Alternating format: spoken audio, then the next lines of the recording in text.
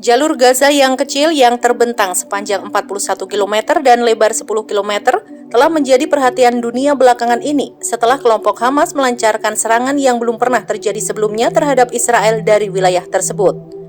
Lebih dari 2.000 orang tewas akibat serangan Hamas dan serangan balasan Israel terhadap jalur Gaza yang kini telah dikepung. Dari Gaza, Hamas melintasi perbatasan dan masuk ke Israel, lalu ribuan roket diluncurkan. Dan kini aksi balasan Israel ditujukan ke Gaza. Kota ini dihuni oleh 2,3 juta warga Palestina, menjadikannya salah satu wilayah paling padat penduduk di dunia.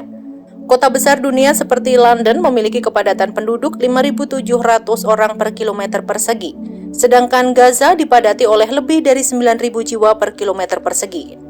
Sementara DKI Jakarta dengan luas mencapai 661,23 km persegi dan jumlah total penduduk 11,25 juta jiwa pada Juni 2022 memiliki kepadatan penduduk di ibu kota mencapai 17.013 jiwa per kilometer persegi.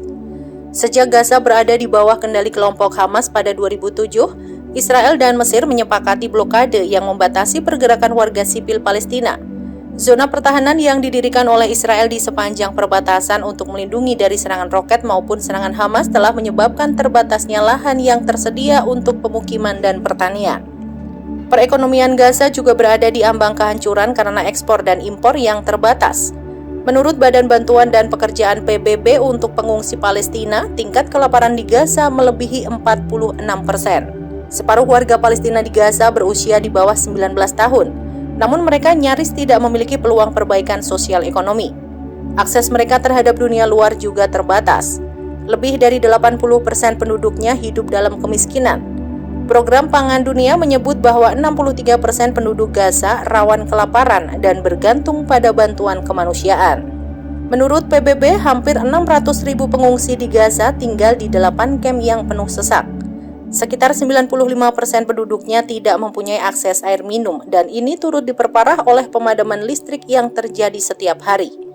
Menurut Kantor Koordinasi Urusan Kemanusiaan PBB, sebelum konflik terjadi, sebagian besar rumah hanya mendapat aliran listrik selama 3 jam sehari. Saat ini, militer Israel telah memutus semua pasokan listrik.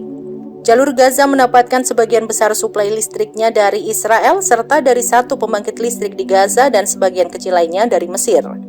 Isolasi ini telah memperburuk kehidupan warga Palestina. Human Rights Watch membandingkan kondisi di Gaza dengan penjara terbuka. Sementara delegasi PBB mengatakan bahwa kawasan itu tidak layak huni. Situasi di Gaza dikhawatirkan akan semakin buruk akibat konflik dengan Israel yang kian intens. Download Tribun X sekarang, menghadirkan lokal menjadi Indonesia.